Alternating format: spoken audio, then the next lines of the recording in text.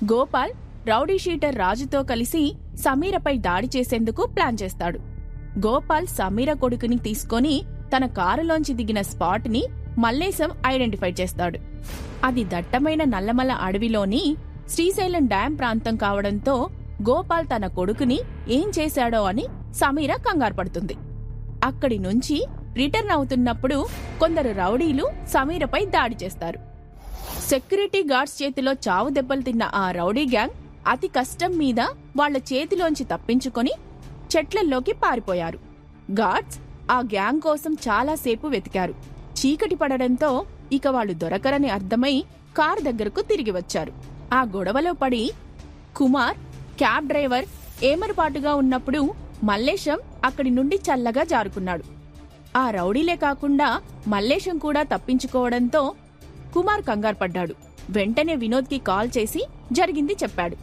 Vinod security chief వైపు తిరిగి, ఆ గ్యాంగ్ తప్పించుకుందంట. మా టీం మెంబర్ కుమార్, గార్డ్స్ ఇంకా అక్కడే ఉన్నారు. కుమార్ని పోలీస్ స్టేషన్లో కంప్లైంట్ చేయమంటారా? పోలీస్ వాళ్లకి ఆ ఏరియాలో ఉన్న గ్యాంగ్స్ గురించి తెలిసి ఉంటుంది కదా అని అన్నాడు. చీఫ్ ఏమీ మాట్లాడకుండా ఆలోచిస్తున్నట్టు ఉన్నాడు. అభయ్ సార్ చెప్పకుండా నేను ఇందులో ఇన్వాల్వ్ కాకూడదు. ఏదైనా తేడా అయితే సార్ నన్ను బ్లాస్ట్ చేస్తారు అని అనుకున్నాడు. అతను ఏమీ మాట్లాడకపోవడంతో సమీరా ఒపీనియన్ తెలుసుకుందామని, మేడం మీరేమంటారు, పోలీస్ కంప్లైంట్ ఇద్దామా అని అడిగాడు.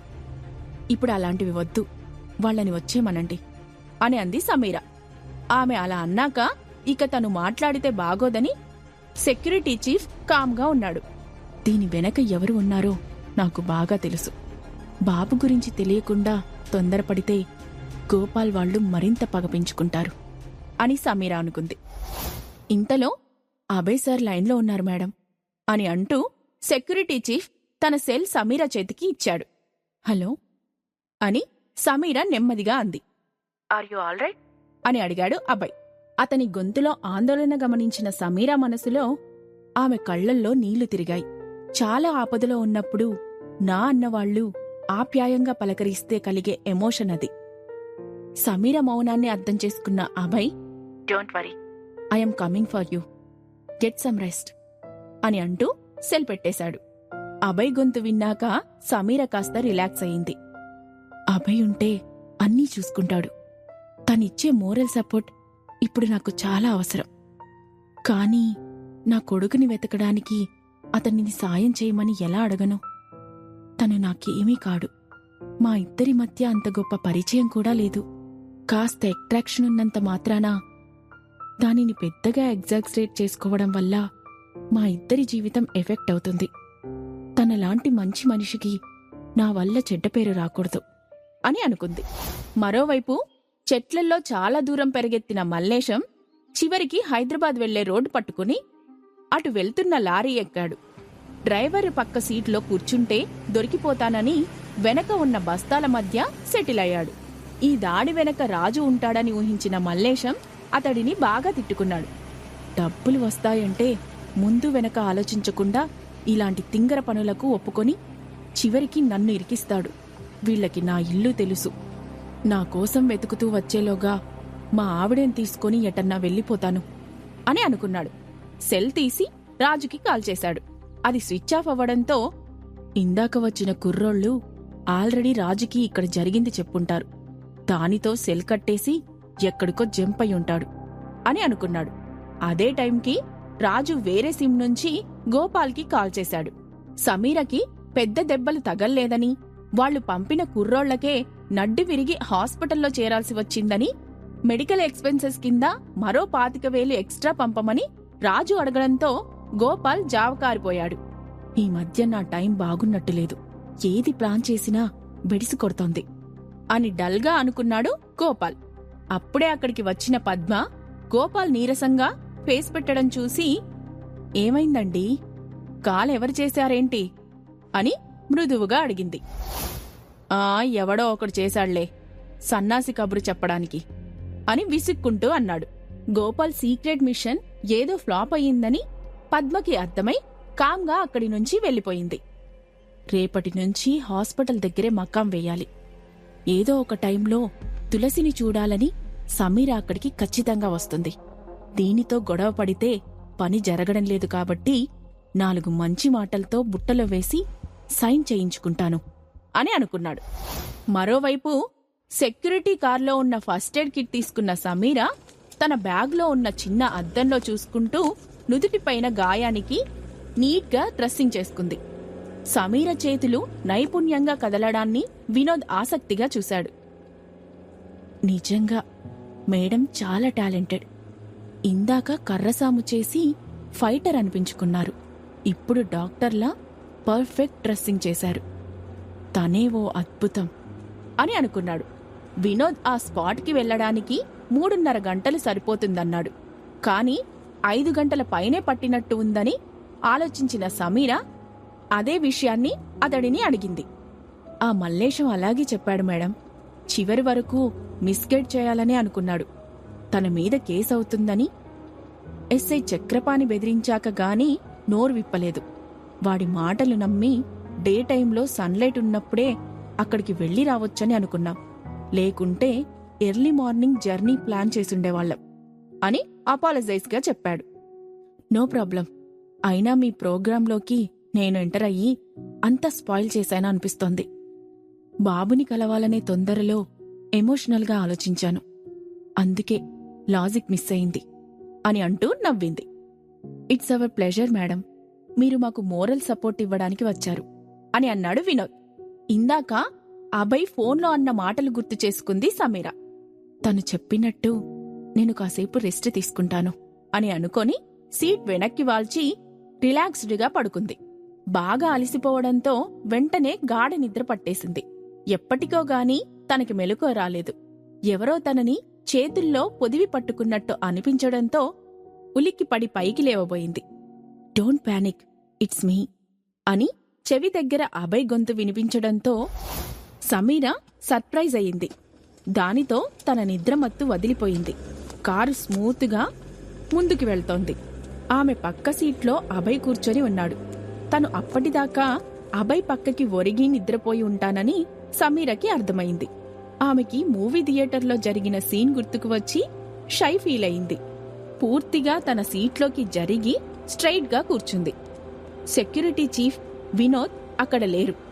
డ్రైవర్ అభయ్ తను మాత్రమే ఆ కారులో ఉన్నారు.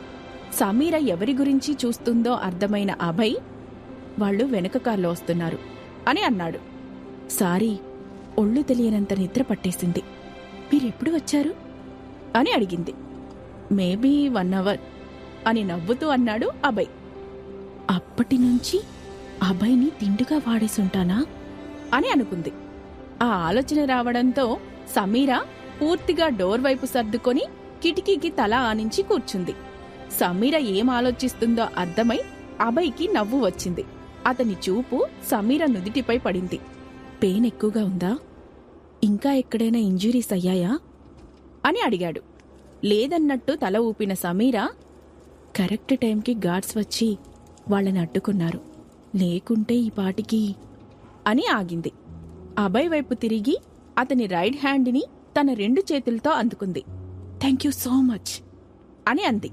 అలా అంటున్నప్పుడు ఆమె గొంతు సన్నగా వణికింది. ఆమెకి స్వీటీ గుర్తుకు వచ్చింది. నా కోసం ఎదురుచూసి నిద్రపోయి ఉంటుంది. ఈరోజు అభయ్ తన సెక్యూరిటీని పంపకపోయి ఉంటే పరిస్థితి ఘోరంగా ఉండేది. నా చేతికి అందిన కర్ర 2 నిమిషాల్లోనే ముక్కలైపోయింది. నాకు ఫైట్ చేసే శక్తి ఉండొచ్చు, కానీ ఆ సమయంలో చేతిలో ఏ ఆయుధం లేకుండా ఫైట్ చేయడం కుదిరే పని కాదు అని అనుకుంది. సమీర ఏదో సీరియస్గా ఆలోచిస్తుందని ఆమె మూడ్ మార్చడానికి, కావాలంటే నా చేయి ఇలాగే పర్మనెంట్గా హోల్డ్ చేయండి, ఎలాగో ఖాళీగానే ఉంది అని అన్నాడు. అతని చేయి ఇంకా తను పట్టుకొనే ఉందని అర్థమై నవ్వుతూ తన చేతుల్ని వెనక్కి తీసుకుంది. వాటిని ఫోల్డ్ చేసి స్ట్రైట్గా కూర్చుంది. అభయ్ నవ్వుకుంటూ కిటికీలోంచి బయటికి చూశాడు. కారు సిటీలోకి ఎంటర్ అవ్వడంతో కాస్త స్లోగా వెళ్తోంది. మీకు తెలిసిన వాళ్ళు, బంధువులు ఎవరైనా ఉన్నారా? I mean, who can take care of you అని అడిగాడు అభయ్. సమీర ఎవరూ లేనట్టు తలూపింది. ఆమె నవ్వాలనుకుంది, కానీ నవ్వు రాలేదు. నాకు ఎవ్వరూ లేరు. నేను క్రైసిస్లో ఉన్నప్పుడు సపోర్ట్ చేసిన ఆంటీ చాలా ఏజ్డ్. ఆమెకి ఇక్కడ జరుగుతున్నవి ఏమీ తెలియవు. నేను నా కూతురితో హాలిడే ట్రిప్కి వెళ్ళాను అనుకుంటోంది. ఇవన్నీ తెలిస్తే ఆమె చాలా వరీ అవుతుంది, హెల్త్ పాడు చేసుకుంటుంది. అందుకే చెప్పలేదు. ఇప్పటికే నా షెడ్యూల్ మించి ఇక్కడున్నాను. Very soon I have to go back అని అంది. తను వెళ్లాలని చెప్తున్నప్పుడు అభయ్ ముఖం డల్లుగా అవ్వడం సమీర గమనించింది. మా ఇద్దరి మధ్య ఏమీ లేదని నా మనసుని మభ్యపెట్టలేను, కానీ నేను కొన్ని ఫ్యాక్ట్ యాక్సెప్ట్ చేయాలి. We can never be together అని అనుకుంది. కారు హోటల్ రాయల్ మౌంటైన్ చేరుకునే వరకు వాళ్ళిద్దరూ మాట్లాడుకోలేదు. వాళ్ళు దిగాక కారు వెళ్లిపోయింది. లిఫ్ట్ వైపు వెళ్లబోతున్న సమీరను చేయి పట్టి ఆపాడు అభయ్. ఇన్ హౌస్ డాక్టర్ మన కోసం వెయిట్ చేస్తున్నారు. జస్ట్ నీకేమీ కాలేదని కన్ఫర్మ్ చేసుకోవడానికి అని అన్నాడు. నాకు నిజంగానే ఏమీ కాలేదు. ఇంతసేపు జర్నీ చేశాను, ఇప్పుడు నడుస్తున్నాను అని అంది సమీర. నీకోసం కాదు, నాకోసం. I need a sound sleep అని అన్నాడు. సమీర ఇక అబ్జెక్ట్ చేయలేదు. అతనితో పాటు ఫస్ట్ ఎయిడ్ రూంలోకి వెళ్ళింది. అప్పటికే వాళ్ళు వస్తారని ఇన్ఫర్మేషన్ ఉండడంతో డాక్టర్ త్రిపాఠి అక్కడ వెయిట్ చేస్తున్నాడు. డాక్టర్ అభయ్ని విష్ చేశాడు. అభయ్ నవ్వుతూ అతని వంక చూశాడు. Sorry to trouble you at this time. Please do all the tests. అవసరముంటే మన హాస్పిటల్కి తీసుకెళ్దాం. ఐ వెయిట్ అవుట్ సైడ్ అని అంటూ సమీర వైపు ఒకసారి చూసి బయటికి వెళ్లాడు. అభయ్ తనని అలా చిన్నపిల్లలా కేరింగ్గా చూడడం సమీర మనసుని హత్తుకుంది. నాకు ఊహ తెలిసాక నాతో ఎవరూ ఇంత కన్సర్న్గా ఉన్నట్టు గుర్తులేదు అని అనుకుంది. అభయ్ వెళ్ళాక తలుపు వేసి డాక్టర్ త్రిపాఠి సమీర వైపు తిరిగాడు. జస్ట్ ఈ head injury, small ankle sprain ఉన్నాయి డాక్టర్ అని అంది సమీర. ఆమె టెస్ట్స్ అంటే భయపడుతుందనుకున్న డాక్టర్, లెట్ మీ చెక్, మీరు ఆ బెడ్ మీద పడుకోండి అని అన్నాడు. సమీర ఇక ఆయనతో ఆర్గ్యూ చేసే కన్నా చెక్ చేయించుకోవడం బెటర్ అని అనుకొని వెళ్లి బెడ్ మీద పడుకుంది. డాక్టర్ త్రిపాఠి ఆమెని టెస్ట్ చేశాడు. అభయ్ సార్ పర్సనల్గా వచ్చి చెప్పారంటే చిన్న పొరపాటు జరగడానికి కూడా వీల్లేదు అని అనుకున్నాడు. సమీర చెప్పింది కరెక్టే అని తెలియడంతో ఆయన నవ్వేశాడు. నొప్పి డాక్టర్ కన్నా పేషెంట్కే ఎక్కువ తెలుస్తుంది. మీరు చెప్పిన ఆ 2 కంప్లైంట్స్ మాత్రమే ఉన్నాయి అని అన్నాడు. సమీర కూడా నవ్వుతూ బెడ్ కిందకి దిగింది. ఆమెకి కుడికాలు కాస్త బెణికిన నొప్పి తెలుస్తోంది. డాక్టర్ త్రిపాఠి డోర్ ఓపెన్ చేశాడు. డోర్ ఎదురుగా అభయ్ నిలబడి ఉండడం చూసి డాక్టర్ ఆశ్చర్యపోయాడు.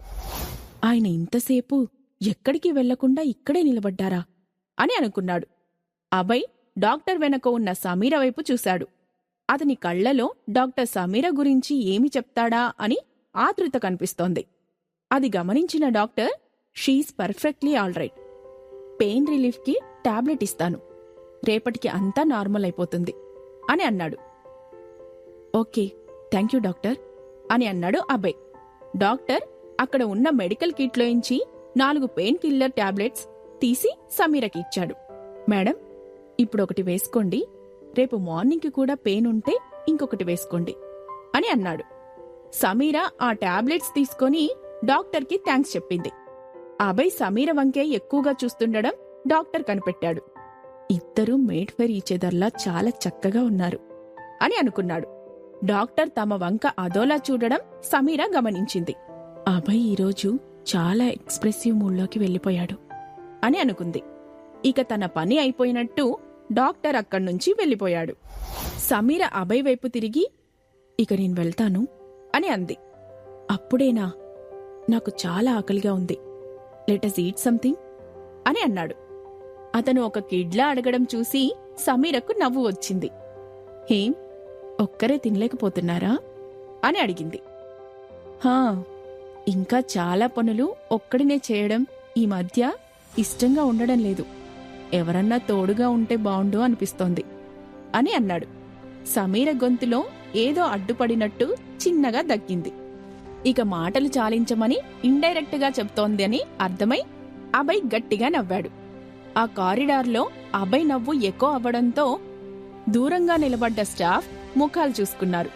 అది చూసిన సమీర, ఇప్పుడు ముఖాలు చూసుకున్నారు, మేము పక్కకి వెళ్ళాక చెవులు కొరుక్కుంటారు అని అనుకుంది. అక్కడి నుంచి రెస్టారెంట్ వైపు అభయ్ మూవ్ అవడంతో ఇక తనతో వెళ్ళక తప్పదని అర్థమైన సమీర అటువైపు నడిచింది. సమీర తన పక్కన నడుస్తుంటే ఏదో గొప్ప విక్టరీ సాధించినట్టు అభయ్ కనిపించింది. సమీర నాతో పక్కన నడిస్తేనే ఇంత హ్యాపీగా ఉంది, ఇక తనతో జీవితం పంచుకుంటే ఇంకెంత బావుంటుందో అని అనుకున్నాడు. సమీర గురించి తను కన్న కలలకి రంగులద్దుతున్నాడు Abhay. Life is like a rainbow when we are together అని అనుకున్నాడు. ఇద్దరూ రెస్టారెంట్లోకి వెళ్లి కూర్చున్నారు. అభయ్ తనలో ఉన్న ఫీలింగ్స్ని సమీరకి చెప్తాడా? ఈ ప్రశ్నలకు సమాధానాలు తెలుసుకోవాలంటే నెక్స్ట్ ఎపిసోడ్ వినాల్సిందే. క్రింద ఇచ్చిన లింక్ ని క్లిక్ చేసి పాకెట్ ఎఫ్ఎం యాప్ ని ఇన్స్టాల్ చేసుకోండి. Stay tune to pocket FM.